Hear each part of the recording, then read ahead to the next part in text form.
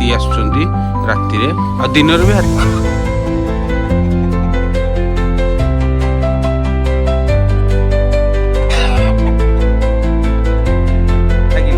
Kilo 2 KG पड़ी ही आमर माने माता माना जाए गो माता आमर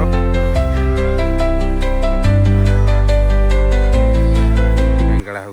आज्ञा नमस्कार आज्ञा आपन को पुणी एक ब्लॉग रे आपन को स्वागत करुच्ची। आउ आज आम गोटे जगह को आसचु आमर तेलुगु ब्लॉक रो गोटे टेंटेनाली गाँ अच्छी से गाँ को आम आज आसचु से गाँ रो आपन को सकाळ सकाळ रो व्यू आपन को मु देखेबी आउ केमिति ताको जीवन सकाळ रो आ सकाळ उठी से कौन करती मु आपन को देखेबी चलतु। दर्शक बंधु सुप्रभात आ सुप्रभात रे आपन को सकाळ मॉर्निंग व्यू आपन देखौछि ए गाँव रो आउ ए गाँव रे माने एपड़ साइड जंगल अच्छी आउ माने आम जस्ट 5टा पर ही पहुँचीचु किंतु देखु ए जस्ट सूर्य देवता बाहर सकाळ एटा दृश्य माने सकाळ सकाळ जो टिपिकल गाँव जो दृश्य नहीं कि एटा से गाँव दृश्य आउ गाई बंधा सब ये एपट साइड जंगल अच्छी आउ माउसी माउसी नमस्कार कौन से किए होचंदी से किए होचंदी आउ सकाळे हाथी एपट बाहर ना नहीं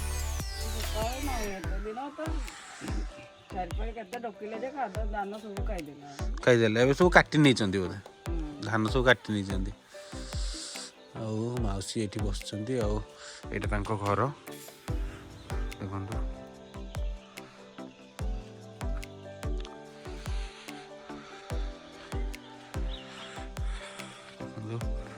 पूरा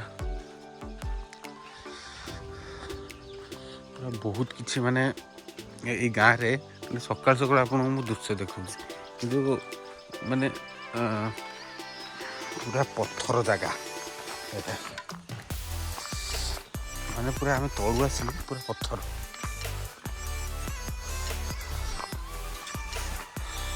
देखते एत पत्थर जे मो गोड़ भी माने ये यहाँ तल गाँटा तल गाँ को आसी देखते एमती व्यू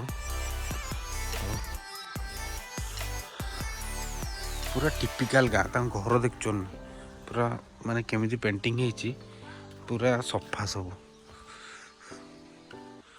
ये घर ये घर मिलती ना आपन को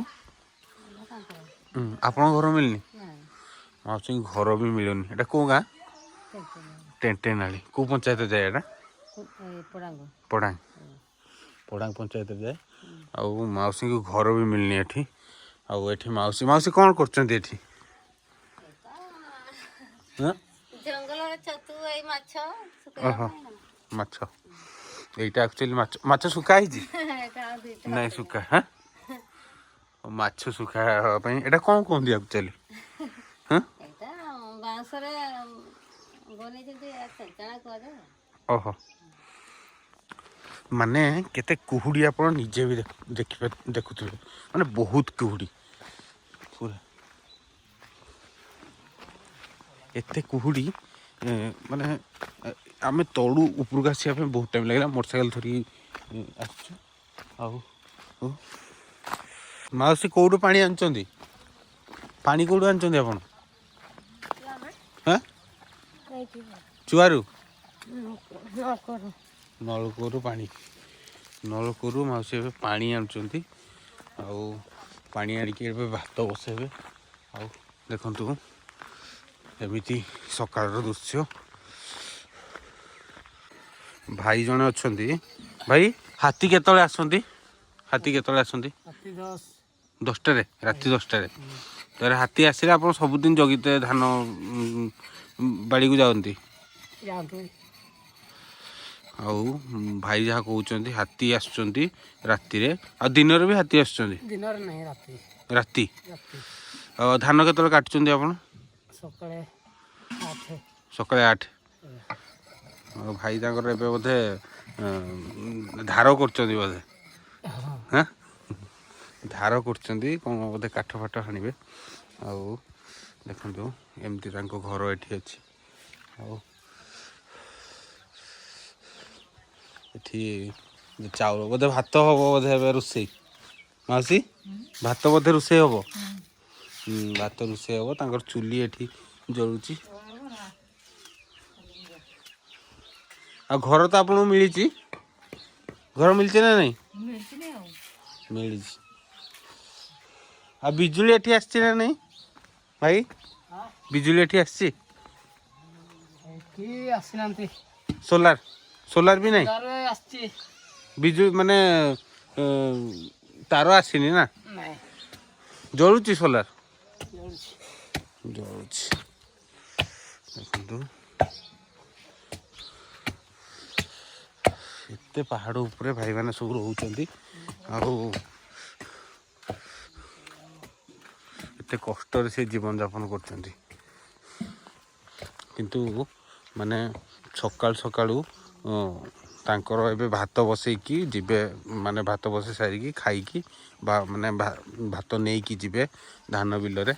ଆଉ ବହୁତ କିଛି ଏଠି ଏଇଟା ତାଙ୍କ ଖଳା।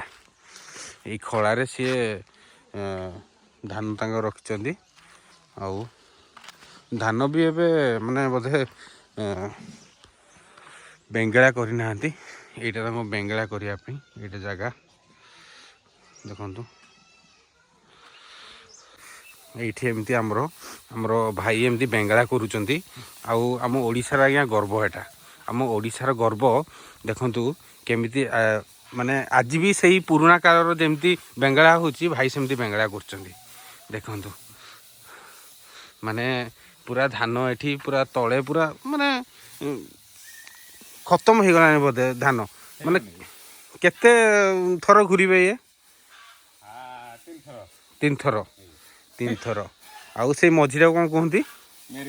ମେରି ଖୁଣ୍ଟରେ ଆଜ୍ଞା ବନ୍ଧା ହେଇକି ଆମର 2 ଜଣ ବଳଦ ମାନେ ଆମ ଓଡ଼ିଶାର ମାନ ଆଉ ଗର୍ବ, ମାନ ଆଉ ଶାନ ଯେଉଁ କୁହନ୍ତି ଆମ ଓଡ଼ିଶାର ଗର୍ବ ଆଜ୍ଞା।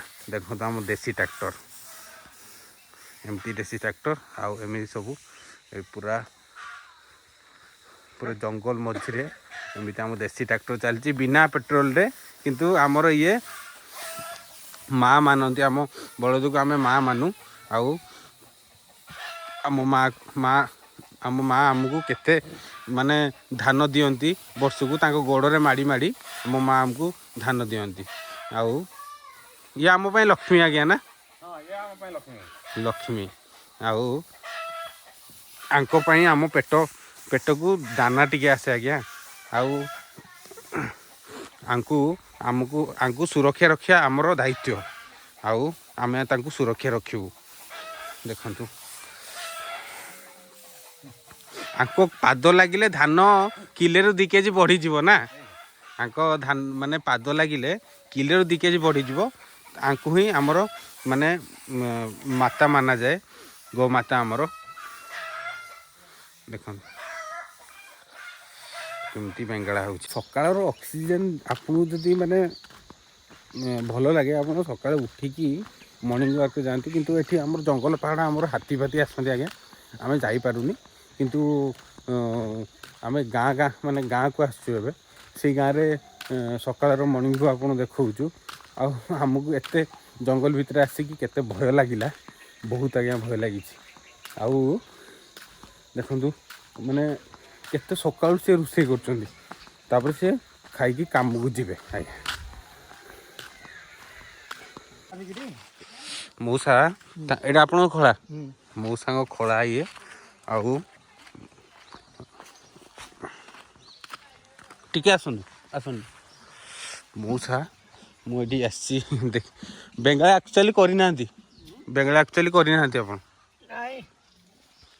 କେତେବେଳେ କରିବେ? ତ ବର୍ଷା ଅଛି। ନାଇଁ ବର୍ଷା ତ କାଲି ପରଦିନ ଆଡ଼େ ହବ। ବାତ୍ୟା ତ ଜାଣିଛନ୍ତି ଆପଣ ଆସିବ ବୋଲି। ବାତ୍ୟା ଆସିବ ଗୋଟେ ଜାଣିଛନ୍ତି ନା ନାଇଁ? ନ୍ୟୁଜ୍ ତ ଦେଖୁଥିବେ। ଆଉ ମଉସା ଏଇଠି ବେଙ୍ଗଳା କରନ୍ତି। ଆଉ ତାଙ୍କର ଏଇଟା କ'ଣ କୁହନ୍ତି ଆକ୍ଚୁଆଲି? ମିରିଖୁଣ୍ଟ। ଏଇଟା କ'ଣ ବନ୍ଧା ହେଇଛି? ଓହୋ।